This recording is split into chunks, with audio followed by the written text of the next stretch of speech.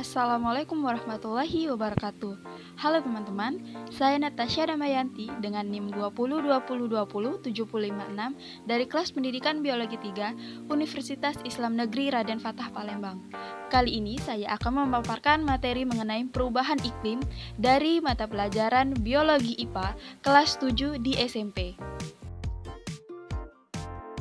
Yuk, ketahui pentingnya perubahan iklim. Halo anak-anak semua.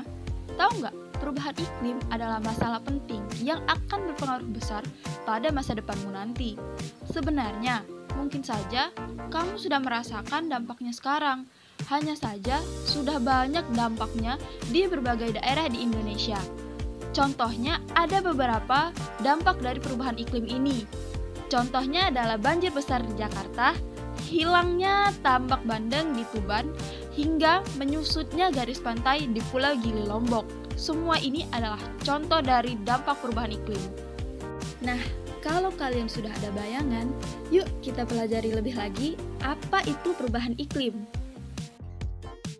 Pertama-tama, bayangkan dulu atmosfer bumi tinggi di atas langit. Di atmosfer ada banyak gas-gas seperti misalnya karbon dioksida atau CO2, metana atau CH4, dan nitrogen oksida atau NOx.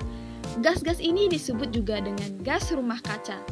Dan memang perlu ada untuk memerangkap sinar matahari yang masuk ke bumi, sehingga suhu di bumi hangat dan cocok untuk kehidupan manusia.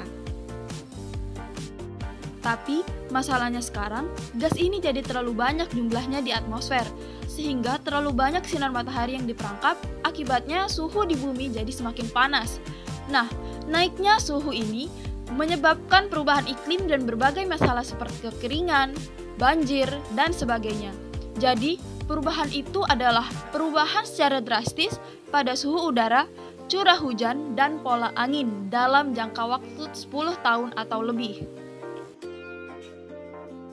Tapi, kenapa ya gas-gas itu bisa jadi banyak di atmosfer? Menurut para ahli, ini kebanyakan akibat dari aktivitas manusia sendiri. Ternyata, secara tidak sadar, dalam kehidupan sehari-hari, kita sendiri juga telah menyebabkan timbulnya gas-gas berbahaya tersebut. Berbagai gas buangan dari asap motor atau mobil yang kita kendarai, gas CFC dari kulkas dan AC yang kita nyalakan di rumah, gas CO2 yang tidak bisa diserap oleh pohon-pohon yang sudah ditebang untuk dijadikan pemukiman atau jalan, dan gas metana yang dihasilkan ternak dan digunakan untuk pupuk tanaman yang kita makan. Di Indonesia sendiri, telah menjadi salah satu produsen gas rumah kaca terbesar di dunia. Sekitar 80% dari gas-gas ini ternyata berasal dari hilangnya lahan gambut dan hutan di Indonesia.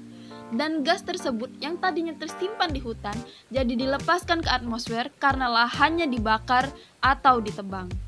Baiklah, sekian, terima kasih. Inilah penjelasan materi dari saya.